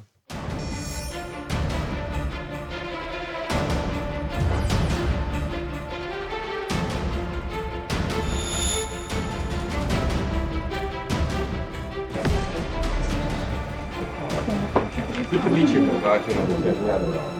Great pleasure to see you again. Good to see you again. I think that we're going to have a very successful meeting, I have no doubt. But he was a very tough negotiator. That's not good.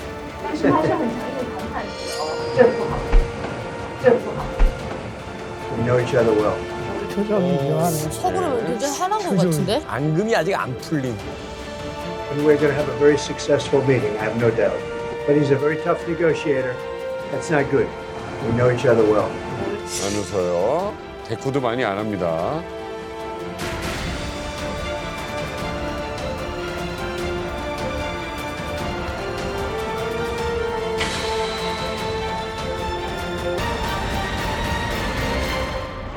부부싸움하고 아직 안 화했는데 시작해 온 며느리 한쪽이 표정이에요. 먼저 지금 눈치 없이 자꾸 말 걸어. 지금 화가 안 풀렸는데. 아니 시진핑 입장에서는 뭐 달가울 리가 없죠. 그러니까 저 특유의 표정이 계속 나오는데 트럼프는 원래 센 사람한테 또 약하잖아요. 시진핑이 세다는 거를 인정을 하기 때문에 저런 식의 태도가 나올 수밖에 없죠. 근데 다행히 트럼프와 시진핑이 두 사람이 글로벌 리더 국가의 어떤 지도자다 이런 거를 본분을 잊지 않았던 것 같아요. 그래서 관세 협상이니 뭐 여러 가지가 있었고 그걸 회담을 통해서 어느 정도 푸는 분위기도 있었지만 감정적인 부분들을 상당히 저는 자제를 한 것 같아요. 그래서 그나마 이 정도 그림이 나왔지 아니었으면 아마 둘이 볼만했을 것 같습니다. 그 트럼프 대통령이 그 도착할 때 1시간 늦었지 않습니까? 그래서 우리 영접을 할 때 YMCA 연주도 늦어졌고 그랬는데 여기서는 먼저 회담장에 무려 45분 전에 먼저 도착해서 시진핑 주석을 기다리고 있다가 반갑게 맞이하였죠. 오랜 친구라고 그랬어요. 오랜 친구로 지내온 중국의 아주 뛰어나고 존경받는 시진핑 주석을 다시 뵙게 돼 영광이다. 트럼프 대통령 수준으로서는 이건 대단한 이제 칭찬이죠. 그렇죠. 시진핑 주석이 굉장히 흥미로운 말을 했습니다. 두 가지인데 트럼프 대통령 칭찬해요. 정말 피스메이커로 세계의 여러 가지 분쟁을 해결한 거를 감사하고 높이 평가한다. 근데 뭐라 그랬냐면 나도 역할을 했다. 그러니까 우리가 대국으로서 역할을 해야 된다. 뭐냐면은 미국 대국인데 우리도 대국이니까 G2 인정해라. 자꾸 중국 이렇게 몰아붙이지 말고 세계를 반반 같이 하자. 같이 경영을 해야 된다. 중국의 영향력을 인정해라. 지금 몰리고 있는 거 못 느끼겠냐 이런 얘기를 한 것이고 두 번째는 중국의 발전과 부흥은 트럼프 대통령이 실현코자 하는 미국을 다시 위기에 만든다는 이 슬로건과 모순되지 않는다. 중미 양국은 충분히 상호 성취하고 공동 번영할 수 있다. 언뜻 듣기에는 마가 운동을 중국이 지지하는 것, 위향이 있는 것으로 보이는데 그게 아니라 당신의 미국을 다시 위대하게 운동이 성공하려면 중국이 칼자루를 쥐고 있다. 그러니까 중국의 발전과 부흥을 자꾸 압살하려고 그러면 당신의 미국을 다시 위대하게 운동도 성공 못한다는 걸 왜 모르냐. 이렇게 위협을 한 거지. 어찌됐건 이 두 사람이 풀어낼 숙제가 굉장히 많았습니다. 관세협정부터 경제 부문, 강국들 사이에서 사실 기타 여러 국가들이 굉장히 힘들었거든요. 그래도 이 정도면 좀 성과가 있었다 이렇게 보는 거 아닙니까? 잘 풀렸다. 중국이 미국에게 해준 게 뭐냐면 히토류 수출 통제를 유예하겠다. 그리고 미국산 콩, 그것도 다시 우리가 사겠다. 그리고 펜타닐 미국 유입 차단에도 우리가 협조하겠다. 라는 걸 양보했어요. 그리고 미국 트럼프 대통령은 시진핑 주석에게 뭘 해주냐. 중국에 부과해왔던 이른바 이 펜타닐 관세 20에서 10%로 낮춰주겠다. 라고 합의를 봤습니다. 얼핏 보면 중국은 미국에게 3가지를 해주고 미국은 중국에게 1가지를 해준 것 같지만 사실은 자세히 뜯어보면 히토류나 콩 같은 거는 현상 유지예요. 시진핑 주석이 내준 게 없어요. 그런데 트럼프 대통령 입장에서는 하나를 굽히주고 들어간 거거든요. 그러니까 이 장면을 보면서 5대5 내지는 뭐 중국의 판정승이다 라고 평가하는 전문가들이 많습니다. 이제 귀국한 다음에 미국 언론, 특히 CBS에서 미국이 너무 양보한 거 아니냐 질문했더니 트럼프 대통령이 그걸 인정하겠습니까? 뭐라 그랬냐면 중국을 제압하는 것보다 협력하는 쪽이 우리가 더 강해지는 것이다. 굉장히 오묘한 얘기죠. 그동안 한 얘기랑 다르잖아요. 스탠스가 바뀌었네요. 근데 보면은 뭐가 해결됐습니까? 정말 악화 방지를 이제는 성공이라고 평가하는데 이렇게 미국하고 중국하고 관세 협상하는 거 보면은 저는 그 안락 의자가 떠올라요. 왜요? 왜냐면 우리가 안락 의자 이렇게 있으면 뭐가 일어납니까? 아무것도 안 일어나죠. 앞으로 가는 게 아니죠. 근데 이렇게 되면 뭔가 잘 되고 있는 것 같아요. 진행되고 있고. 그런 것 같아요. 지금 중미 협상. 제자리에서 이야, 우리 또 안락 의자로 뭔가 가는 것 같지만 결국은 제자리에서 왔다 갔다 하고 있는 거야. 근데 흔들리긴 했어. 지금 칼자루는 중국이 잡고 있었다는 것이 중론인 이유가 뭐냐면 이른바 중국이 미국의 3대 인질 기업을 잡고 있어요. 어디요? 첫 번째가 애플. 전 세계 아이폰의 95%를 중국에서 생산해요. 공장. 또 두 번째 인질 기업이 어디냐면 그 테슬라. 미국 이외의 최대 테슬라 공장이 중국 상하이 푸동에 있거든요. 이거를 만약에 시진핑이 영업 정지 때려버린다? 네. 테슬라 시가총액 주가 폭락이에요. 중간 선거 망해요. 제일 민감한 게 뭐냐면 이게 월마트 기적이라고 하는데 월마트가 미국의 동네마다 있는 슈퍼마켓이거든요. 거기에 들어가는 모든 소비재의 70%가 메이드 인 차이나예요. 그중에서 제일 중요한 게 기저귀거든요. 기저귀를 대부분 100% 중국에서 만들어요. 이 관세 정책이 계속 유지가 되죠. 기저귀 값이 100%, 200% 올라가면은 엄마들이 가만히 있겠습니까? 미국 엄마들이. 그러면 미국 중간선거 망해요. 그러니까 시진핑이 알고 있어요. 이거 오래 끌면 오래 끌수록 나한테 이득이다. 그러니까 동줄 타는 것은 트럼프이기 때문에 오래 끌자. 게다가 마지막으로 카드 던진 것이 히토리잖아요. 네. 히토리가 간단하게 이거예요. 그거 없으면은 핸드폰, 카메라, 첨단 기기 다 셧다운 되거든요. 반도체에도 문제가 생긴다. 반도체. 이거 전 세계 유통량의 70%는 중국이 쥐고 있거든요. 만약에 이것까지 건드려버리면 미국은 전체가 셧다운 되는 걸 중국도 알고 트럼프도 아는 거죠. 이번 에이펙을 보면은 어쨌든 미국과 중국은 뭔가 숨통은 조금 트여는 것 같고 훈풍이 불어서 사이가 좀 좋아지거나 그러면 북한 입장에서는 어떻게 되는 겁니까? 당연히 또 북한도 이제 그런 걸 바라지 않을 것이고 이제 중미 간의 어떤 갈등이 계속 심화될수록 이제 가운데서 얻어먹을 이득이 많다고 생각을 하겠죠. 그래서 조금 딴 얘기인데 북한 사람들이 이렇게 상인들 북한 무역업자들이 사실은 중국에 대해서 그렇게 호의적이지가 않아요. 좋아하지를 않습니다. 잘 아시겠지만 이제 북한은 이제 국제사회 대북 제재 때문에 무역이 거의 90% 이상을 중국에 의존합니다. 그러다 보니까 또 중국 사람들 자체가 북한 무역업자들에 대해서 이제 쉽게 북한식으로 표현하면 압박을 많이 해요. 간단히 얘기하면 이제 북한이 이제 중국에 물건을 팝니다. 10원 받을 수 있는 거 5원밖에 못 받아요. 못 받아요. 팔로가 없습니다. 중국 외에는. 그러다 보니까 이제 중국 상인들이 깎여서 팔군 돈 받고 돌아가서는 욕을 합니다. 그러니까 이러한 상황이다 보니까 북한 사람들이라고서 무조건 중국 좋아한다. 이렇게 보면 조금 무리라고 생각합니다. 이게 딜할 곳이 없으니 안 사주면 안 되니. 싫으면 한도 5원 안 주면 안 사. 그러면 땡이잖아요. 그렇습니다. 아, 그러네요. 저는 북한이 중국으로부터 경제적으로 속국이 됐다고 보거든요. 왜냐면 북한이 화폐개혁 이후에 북한 돈에 대한 신뢰를 잃었어요. 그래서 어쩔 수 없이 북한 장마당에서 안쪽으로 평양 쪽으로 가까워지면 달러를 선호하지만 국경 쪽에서는 딱 중국 위안화를 콩 파는 할머니도 두부 파는 할머니도 위안화를 주고받아요. 그럼 이게 북한인지 중국인지 헷갈려요. 그리고 뭐 중국이 없으면 호흡이 안 돼요. 그러니까 지금 중국이라는 거대한 나무 옆에 딱 붙어있는 이끼야, 북한이. 이끼야. 이끼예요, 이끼. 매미도 아니고 이끼 정도예요. 그러니까 어쩔 수 없이 미운데 울며 겨자 먹기로 그냥 붙어있을 수밖에 없어요. 매미는 떠날 수나 있지 이끼는 떠나지. 이끼 못 떠나요. 흐르륵 흘러내리지. 그렇죠, 그러면. 네. 근데 이제 트럼프는 이제 회담이 끝나자마자 이제 가버렸잖아요. 그 다음은 이제 한중 협상이었잖아요. 성과가 좀 있었나요? 그렇죠. 뭐 총 7개 분야에서 이제 MOU 체결이 있었습니다. 근데 7건의 이제 MOU 가운데서 가장 눈에 띄는 것은 일단 5년 만기 약 70조 원 규모의 원 위안화 통화 스와프 재개였어요. 말 그대로 양 국가에서 약간 견찰 유동성의 위기가 왔을 때 서로 돈을 빌려주고 하는 거거든요. 그것뿐만 아니라 이번에 그 캄보디아 사태 이후에 이제 한국과 중국 간의 범죄 공조 강화도 있었고 이제 문화 콘텐츠 교류 확대도 이제 MOU를 체결했습니다. 그러면서 의미가 있는 것이 이제 박진영 문화교류위원장이 이제 한류 콘서트를 이제 베이징에 좀 하고 싶다고 하니까 이제 그 시진핑 주석이 바로 뒤에 있는 왕이 외교부장을 부른 다음에 베이징에서 콘서트 준비하라. 와. 열리면 좋겠죠. 분위기로 보면은 뭔가 회복이 되는 분위기예요. 일단은 물꼬가 트인 거는 확실해요. 분위기는 좋아졌다. 분위기는 좋아졌다. 사실 요즘 들어서 내내 좀 많이 힘이 들었습니다. 왜? 뭐가 힘들어?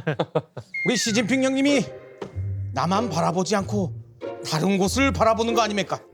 그렇지. 내내 이 아픈 가슴을 내 멋지게 할 바가 없어서 고민하고 있을 때 제 마음을 위로해주는 군단이 있었으니 우리 북조선 최고의 군단 폭풍 군단 여러분께 소개합니다. 폭풍 군단. 오.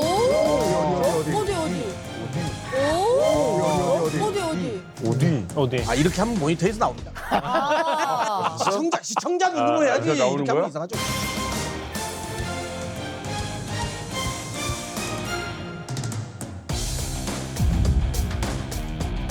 훈련을 보셨습니다.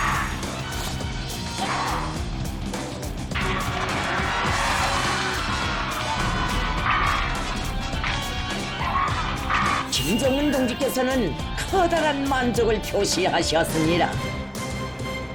아, 왜 저래 진짜. 이번에 한중 정상회담 하는 동안 김정은이 뭐 하나를 유심히 봤는데 딱 눈에 띈 게 이 폭풍 군단을 찾아간 거예요.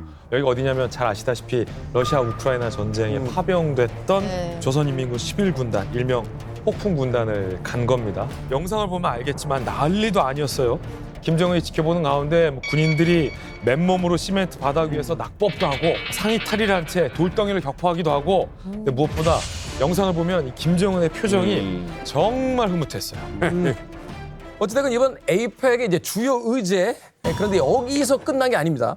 그동안 아시아 태평양 지역을 뒷받침한 경제 안보 동맹이 이제 기술 동맹으로 발전하게 되는데 오히려 이게 더 많은 또 화제를 모으기도 했습니다. 네. 대한민국이 들썩하게 된 상황입니다. 엔비디아, 젠슨 황, 그리고 우리의 이재용 회장, 정의성 회장 치맥 회동을 했죠.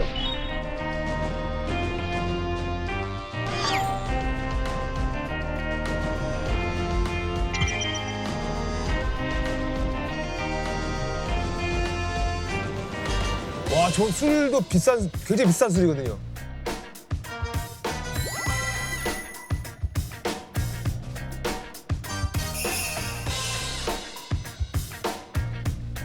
진짜 맛있게 드신다. 와, 진짜 쪽쪽 빨아서 다 드시네.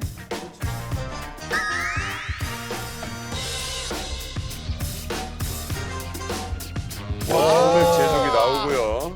소맥 제조기니까. 재밌었겠다. 러브샷 제안이 세 명이 있었습니다. 러브샷 하는 이 거잖아. 장면 정말 놀라운 장면이에요. 살면서 이럴 수가 있을까요? 처음 봐. 와.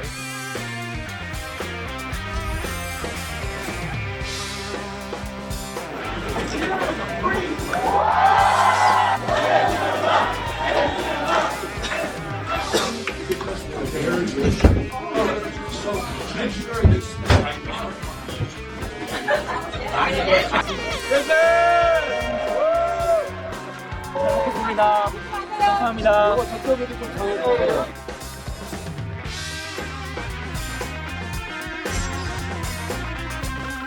생전 처음으로 젠슨이 시켜서 골든벨입니다.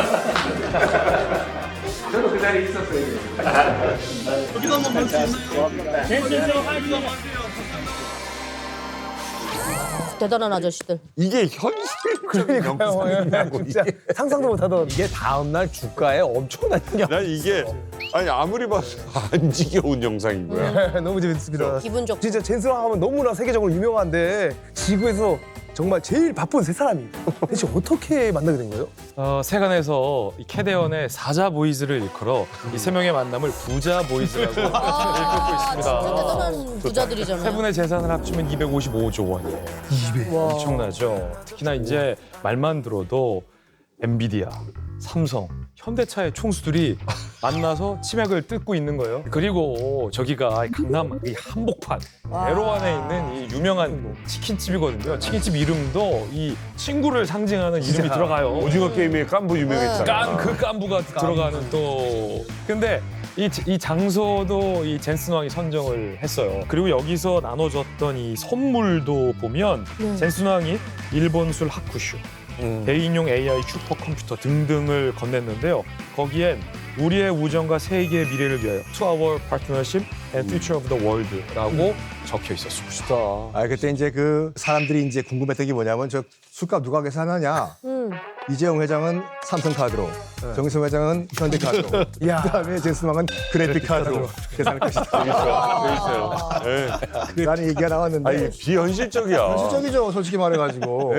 그 딱 저걸 봤을 때 아, 저 사람들도 사람이구나라고 느낀 것이 뭐냐면 세계 최고의 부자들도 소맥 마시네, 치킨 뜯네. 야, 그래가지고 솔직히 말해서 저도 그 장면을 보면서 그 깐땡 치킨에게 주문을 했어요, 앱으로. 연락이 안 돼요. 연락이.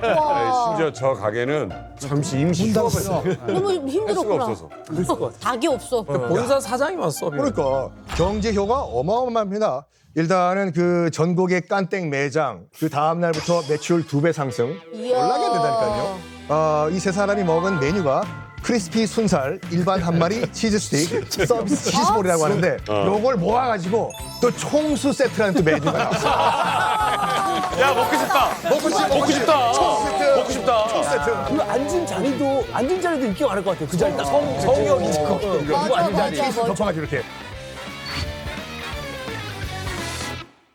야, 아니 만약에 저희가 저 자리에 있었다면 저보다 돈 많은 사람이 있는데 내가 낸다고 해야 되나? 좀 이렇게 좀 눈치가 좀 보일 것 같거든요. 내야지. 그날 골든벨을 울린 건 원래는 이제 젠슨 황이었죠. 그런데 나중에 들어보니까 그날 골든벨을 울린 건 원래는 이제 젠슨 황이었죠. 그런데 나중에 들어보니까 계산을 한 건 삼성의 이재용 회장이 계산을 했다 그러고 다음 날이 31일인데 그때 뭐가 있었냐면 CEO 서밋 행사 자리가 있었거든요. 근데 그 자리에 이제 참석한 이재명 대통령이 뭐라 그러면 그 자리에 나도 있었어요. 이렇게 말했다고 합니다. 왜 난 안 불렀어? 회식 있었대. 맞아.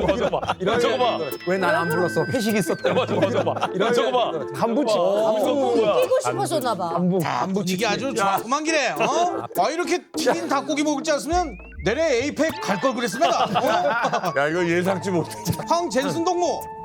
아니 남조선에 자본가 들어오면 먹지 마시고 북조선에 와서 내랑도 함께 이 닭고기를 먹었으면 좋겠습니다. 사실 제가 우리 북조선에서 별명이 하나 있습니다. 뭔데요? 바로 발골기입니다. 발골. 저와 함께 치킨을 먹는다면 아마 깔끔하게 이렇게 먹게 될 겁니다. 이거 식은 건데 잘 안 될 텐데. 이거 식은 건데 잘 안 될 텐데. 한 번에 그냥. 와우. 이게 돼. 아니, 저 식은 건데 안 될 텐데. 역시 에이펙의 이번에 찐셀럽은 젠슨 황이 아니었나 하나 또 생각을 하게 되는데 그런데 이분이 이 바쁜 분이 한국에 치킨 먹어온 건 아닐 거고요.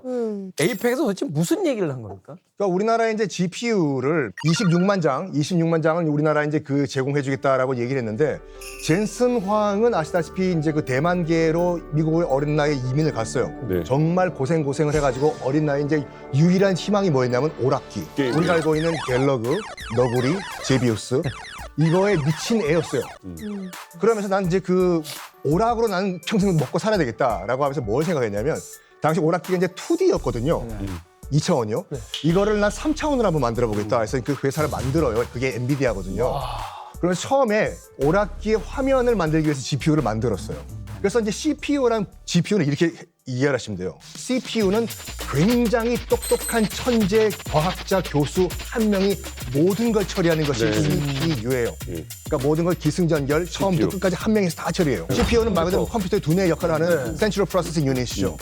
GPU는 이렇게 복잡한 과정을 처리하는 교수님이 필요 없어요.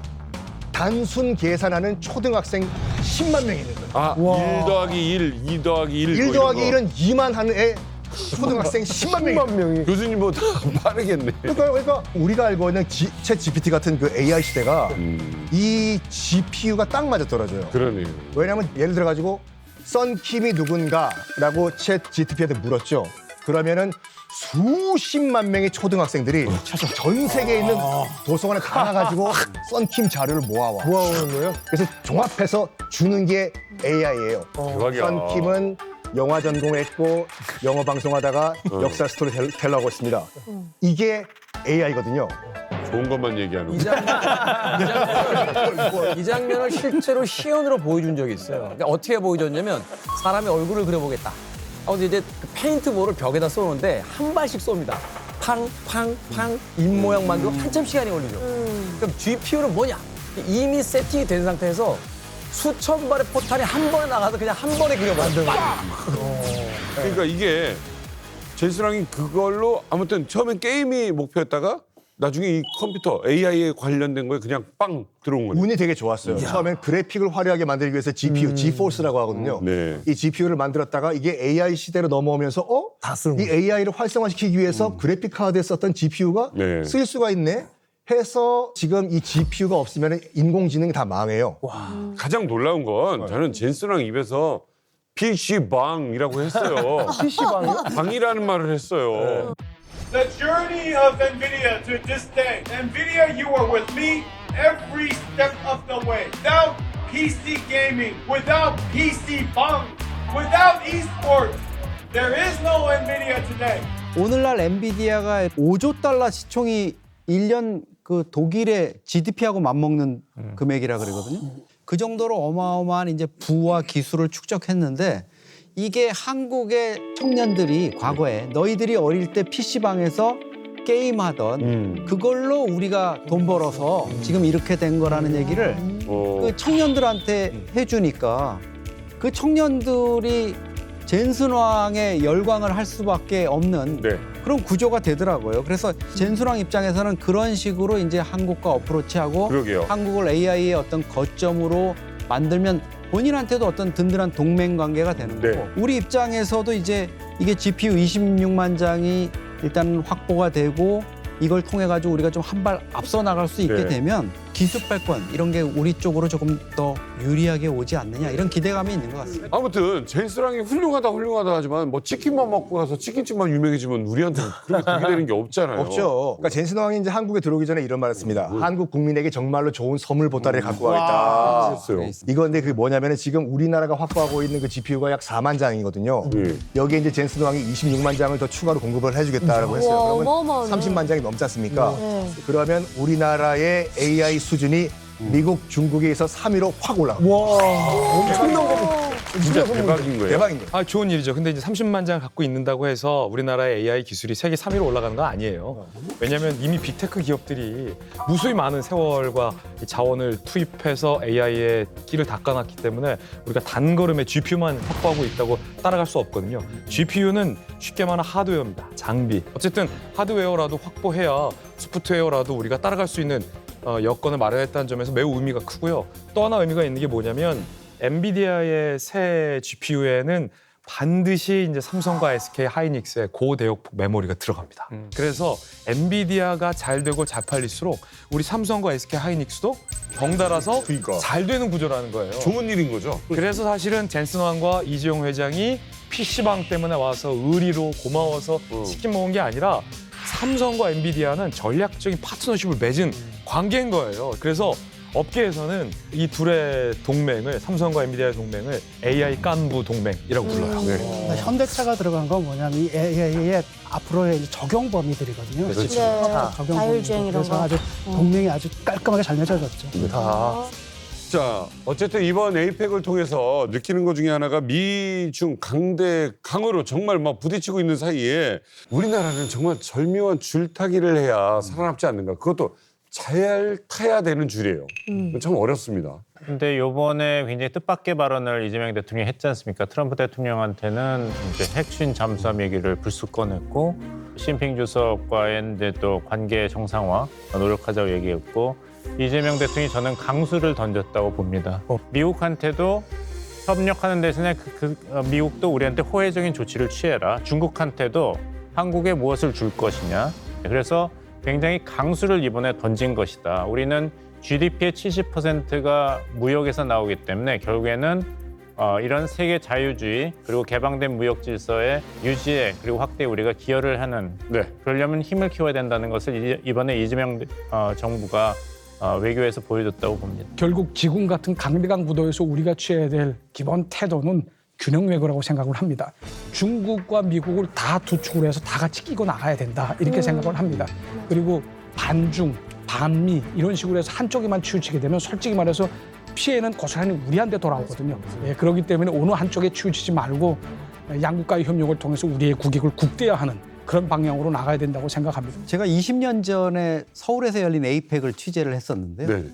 그때는 진짜 그냥 정상회담하고 뭐 회담하고 이러는 거를 커버하는 것만으로도 만족을 했던 것 같아요. 근데 지금 20년 만에 우리가 정말 장족의 발전을 거듭해서 세계에 이렇게 좀 내놓으라 할 만한 이런 성과들을 보여주고 있는데 네.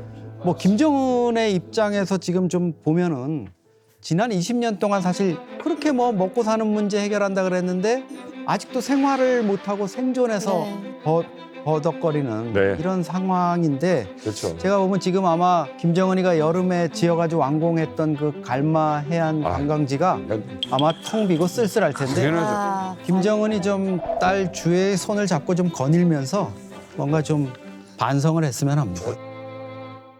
김일혁 씨 가족 9명이 이제 서해로 탈출을 하자 불과 5개월 뒤 해상 탈북을 성공시킨 분입니다. 어릴 때부터 제가 자본주의 물이 꽉 찼죠. 야, 저 돼지 언제 죽니? 죽으면 끝나지 않을까. 통일을 원했던 거예요. 너무 간절히. 그 친구 3명이 사형 선고를 내렸습니다. 이 모든 게 짜증났어요. 남조선으로 가야 되겠다. 경찰 불빛이 막 번쩍번쩍거리며 위협을 하는 거예요. 파도가 어마어마하게 높아지는 거예요.